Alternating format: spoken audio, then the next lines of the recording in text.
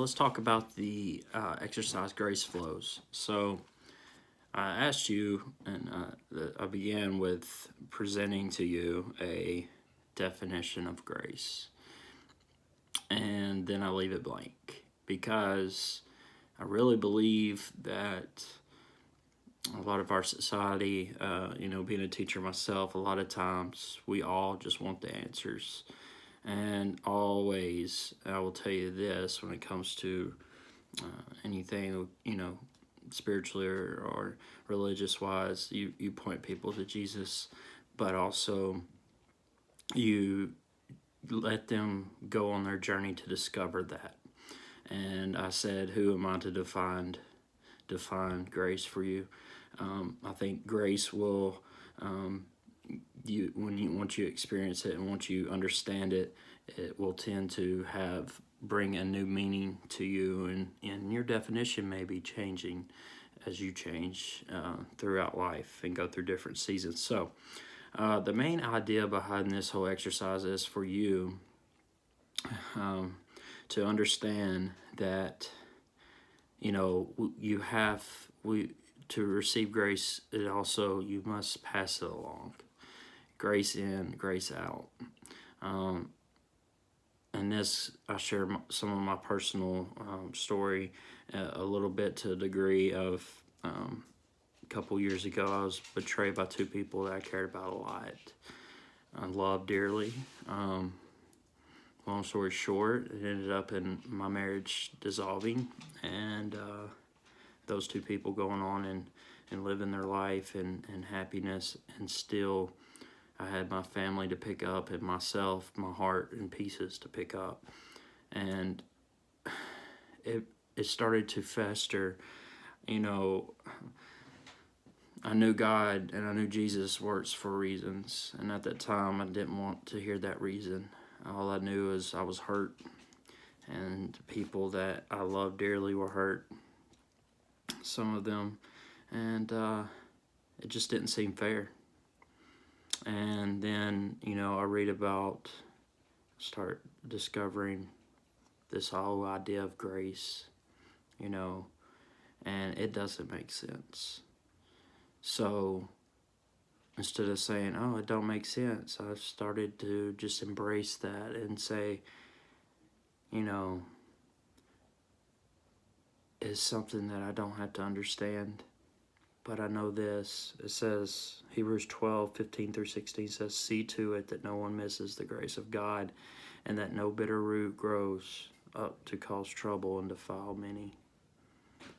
So yes, I had every reason to retaliate. I had every reason to be just devastated. I had every reason, and I did go through seasons of hurt and struggle, believe me. But I had to decide that grace was greater, and that what God and Jesus did for me, and the grace they showed me, I didn't deserve it.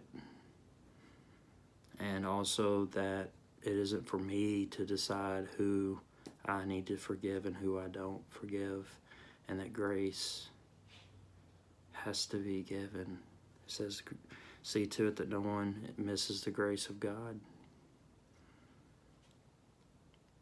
So if I hold on to it and I don't extend that grace to someone, if people are showing you grace in life and you just continue on about your day or about your life, and one thing I've realized a lot of times is when you are emptied of things, it allows for new things to come in, and you receive grace, you extend it to someone else, and then God gives you grace again, and then you give it to someone else, and it's like a cycle. But it's so easy sometimes for us to receive the grace of God and then just like, nope, nope, I am not forgiving them. They do not deserve it. I am not showing them grace. And I'll tell you this, it's not your choice. I mean, you have a choice.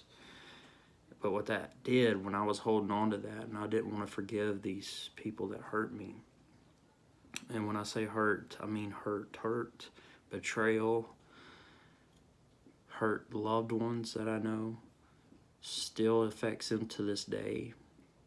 So I had to decide, the more I held on to that it was growing this bitterness in me. It was causing that bitter root to grow in me.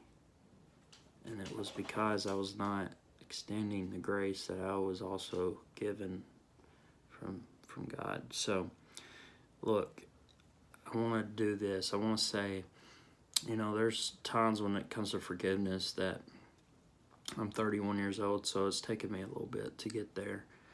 And it took me a couple years to get to the point of I was ready to say, okay, I'm ready to extend that. And that brought me to times that I was closer to God than I ever before I felt, because I was in contact and I was in dialogue and I was in conversation with Him of, I don't want to forgive them. I don't. And He's like, okay. But if you don't want to hold on to this anymore, I'm telling you, you can extend that grace and I can refill you with more. And ever since then,